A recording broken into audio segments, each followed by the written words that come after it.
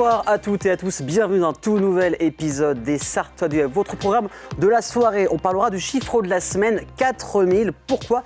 Vous le saurez tout à l'heure. Je vais recevoir en visio également Julie Combalusier, productrice et co-créatrice de la boîte de production Sono Productions. Elle est également réalisatrice du futur documentaire Jeunesse Rêve-toi, spécial post-Covid. Elle prépare une formule post-pandémie. Elle sera avec nous d'ici quelques instants. Il y aura ensuite le portrait de cette semaine, Stéphie Drouet, qui a créé Baby Brock, où vous trouvez des vêtements d'occasion pour bébé. Elle vous dira tout. Et puis, ce sera la troisième table ronde, podcast, vidéo enregistrée, streaming direct. Comment atteindre au mieux sa cible. Shivana, qui est créatrice de contenu. Il y aura aussi Caroline, et qui nous parlera en tant que spectatrice, mais surtout créatrice. Et puis, on finira cette émission avec la folle semaine de Caro. Et on rappelle qu'on est en direct également sur twitch.tv/LMTVSart. Commençons par le chiffre de la semaine, 4000. Pourquoi?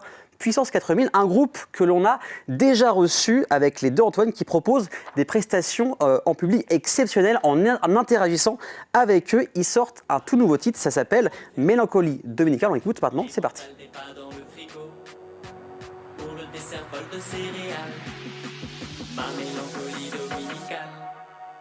Mélancolie dominicale, tout un programme à tenir. Tout est moche, tout est banal, avoir très peur de l'avenir. Ne parler à personne, se sentir seul et délaissé. Laisser la vaisselle dans l'évier, les mentales sur la table, dans le canapé. Alors le texte évoque la difficulté à s'activer le dimanche. Bah oui, ça nous arrive à toutes et à tous. La mélancolie qui se dégage de ce jour si particulier. Le titre est sorti aujourd'hui sur toutes les plateformes de streaming, Deezer, Spotify et bien d'autres. Par exemple, il y a comme phrase pour le dessert, bol de céréales le dimanche. Eh bien, j'espère que ça va marcher pour vous, les garçons. Et maintenant, je reçois ma première invitée en visio. C'est parti.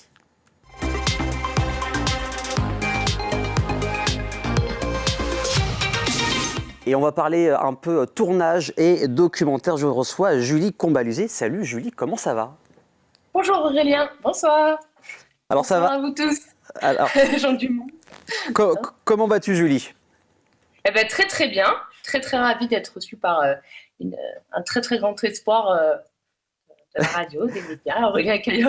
Arrête, je vais rougir. Donc on va parler de Jeunesse Rêve-toi. Alors on va parler un peu de l'ancienne version pour les personnes qui ne connaissent pas. C'est quoi cette idée de Jeunesse Rêve-toi, ce documentaire, Julie? Et ben en fait, on a fait un premier film donc avec Bassem Janini, mon associé.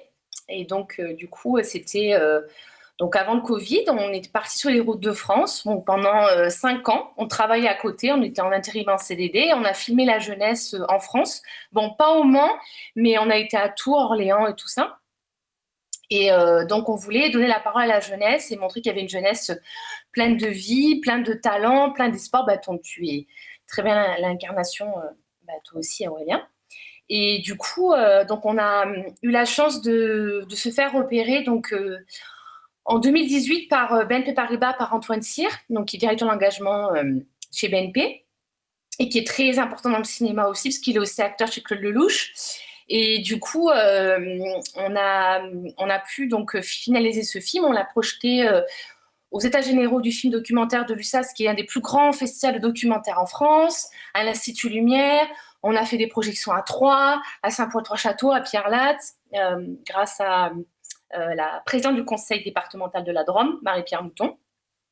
Et donc, du coup, on a été reçus à l'Ascenseur en janvier 2020. Donc, il y a un lieu qui permet d'aider les jeunes des quartiers, pas que, c'est un lieu magnifique à Paris.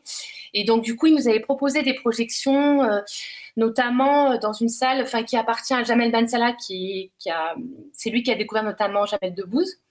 Et du coup, il y a eu donc le premier confinement en mars 2020 et on a décidé de faire un nouveau film, cette fois-ci avec des moyens pendant le tournage, avec une vraie équipe technique, avec des gens extraordinaires.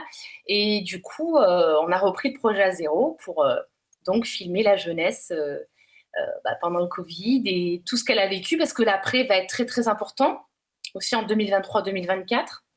Donc, je suis ravie, je connais un petit peu Le Mans, mais je suis ravie d'être interviewée par quelqu'un comme toi, Aurélien, surtout qu'en plus, on va filmer à Paris Franck Juré, qui est un très, très grand poète, aussi professeur de français, qui est un homme extraordinaire. Et donc, ça sera un grand honneur de vous accueillir pour les 3 jours de tournage à Paris, surtout avec des gens aussi exceptionnels aussi. Ça fait trop plaisir. Voilà. En tout cas, on sent que tu as hâte de commencer. Alors, Oui. le documentaire précédent, vous n'allez rien garder de ce qui a été fait, vous avez quand même gardé des petites choses pour l'insérer dans le prochain?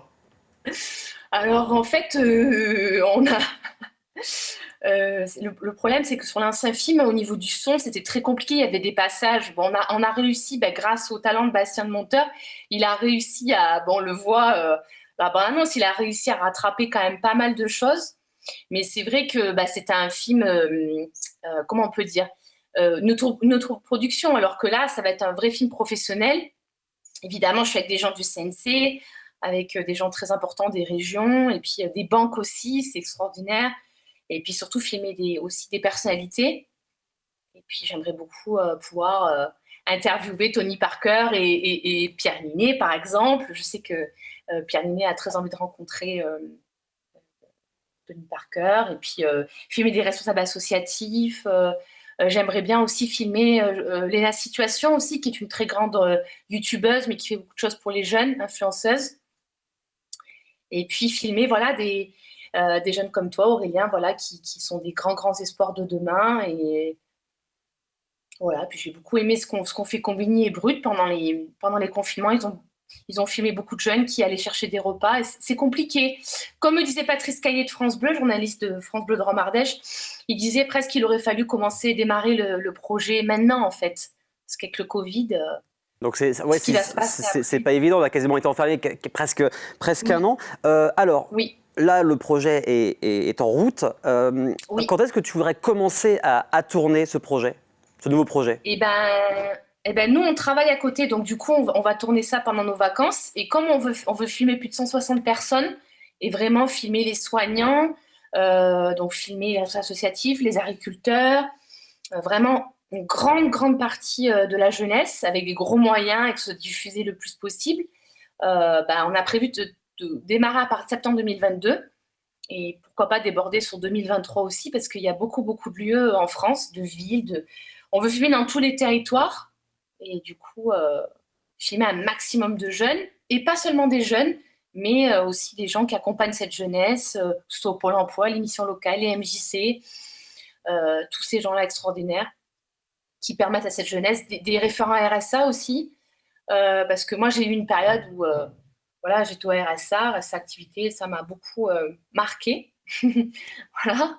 Et du coup, des jeunes qui se battent, hein, qui ont parfois des petits boulots, qui font tout pour réussir, parce qu'on a une jeunesse extraordinaire, et notamment au Mans aussi. Bien sûr, surtout au Mans. Bien sûr, oui, comme dans les 24 heures du Mans, toutes les plus grandes stars qui viennent. Il y a bien sûr d'autres choses. Alors ces jeunes, comment tu les trouves? Ils te contactent en amont, tu les contactes? Ça se passe comment? Alors tu vas directement dans chaque ville et tu poses ta caméra et puis c'est fait. Ça se passe comment pour... non, là, vraiment, sur ce Jeunesse Raptor Génération Covid-19, on sait déjà qui on va filmer. Donc, c'est un film professionnel. Donc, vraiment, on a déjà... donc, il y a 2 scénarios. Donc, un scénario qui est finalisé avec tous les gens qui nous ont déjà dit oui, qui ont placé les papiers. Et puis, à côté de ça, il y a un deuxième scénario avec tous les gens qu'on souhaite filmer et qu'on aimerait bien filmer parce que c'est des modèles extraordinaires pour la jeunesse. Ils ont réussi de manière extraordinaire aussi, mais à tous les niveaux. Et du coup, il y a de cette production... il faut faire des repérages aussi, aller dans tous les coins de France dès qu'on a un moment pour voir comment on peut on va avoir 2 caméras, beaucoup de matériel. Donc là, c'est plus du tout l'ancien film, c'est vraiment ce film, cette jeunesse Covid. Voilà, et puis... Donc il y a du budget, donc on l'a dit, il y a du budget, ça va prendre du temps. Tu es aussi très active sur les réseaux, Twitter, Instagram, Facebook, LinkedIn. Où est-ce qu'on peut te trouver sur les réseaux si les personnes sont intéressées par ce projet de documentaire? Oui, sur les réseaux sociaux, surtout sur Instagram, Facebook, LinkedIn. Bon, Twitter, je vais le développer. J'aimerais bien créer un compte TikTok.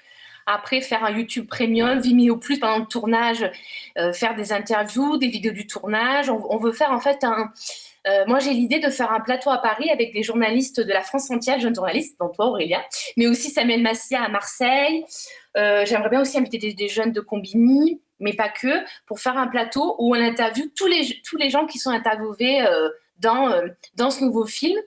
Et puis surtout, voilà, montrer cette jeunesse qui est extraordinaire dans tous les coins, dans les banlieues, dans les petits villes, dans les campagnes. Il y a vraiment des jeunes extraordinaires. Donc c'est vrai que les réseaux sociaux, nous, ça a tout changé. Et puis sur nos sites, sonuproduction.fr et jeunesse-à-toi.fr, on veut vraiment développer après TikTok, tous les trucs qui sont très populaires chez les jeunes. Et j'ai l'idée aussi de faire une collecte aussi pendant le tournage, donc financée par des banques, financée par des partenaires privés, des grands chefs d'entreprise pour aider des jeunes qui veulent faire, qui ont un rêve par exemple, des jeunes qui veulent faire une école privée, qui n'ont pas forcément les moyens, où l'État ne peut pas les aider. Et on voudrait leur financer leurs études, leurs projets. Donc, ce n'est pas qu'un film sur la jeunesse Covid, c'est aussi peut-être, en toute modestie, un projet humain qui permette d'aider la jeunesse, de mobiliser. Et voilà. Et puis, moi, j'aimerais bien aussi mobiliser des grands élus aussi, nationaux. Donc, voilà, autour de ce projet, de cette collecte. Donc, c'est extraordinaire, c'est vraiment... voilà. Alors, tu as dit tournage fin 2022 dans l'idéal, Oui. Ça peut même dépasser un peu début Oui. 2023.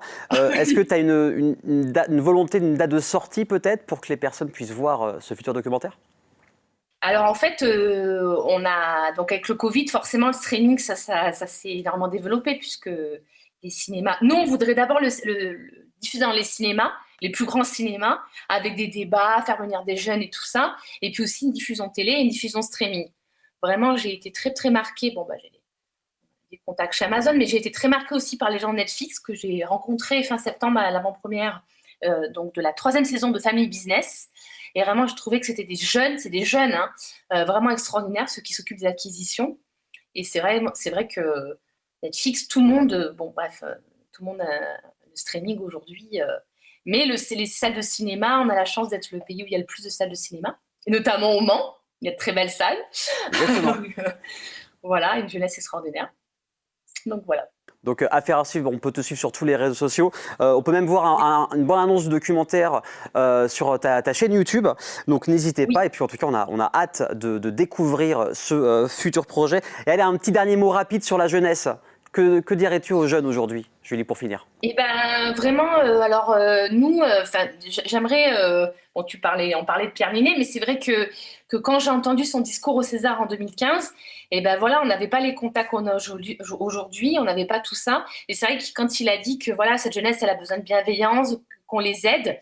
Donc voilà, Pierrot, call me. Eh ben, on espère qu'il nous appellera aussi quand il vient dans le Villers sur le Mans. En tout cas, merci beaucoup Julie d'avoir accepté l'invitation. Même en visio, on a hâte de voir ce futur documentaire. Et merci à vous et merci à votre émission. Merci d'être ce que tu fais. Et merci aussi à toute l'équipe. Je ne suis pas seul pour cette émission. À très bientôt Julie et bon courage bien sûr pour la suite. Juste après, on va aller du côté de la Niles chez Stéphie Drouet et qui gère Baby Brock. Et puis on commencera cette table ronde numéro 3. On parlera de streaming, de vidéos enregistrées et même de podcasts. À tout de suite sur LMTV Sarthe. Ok.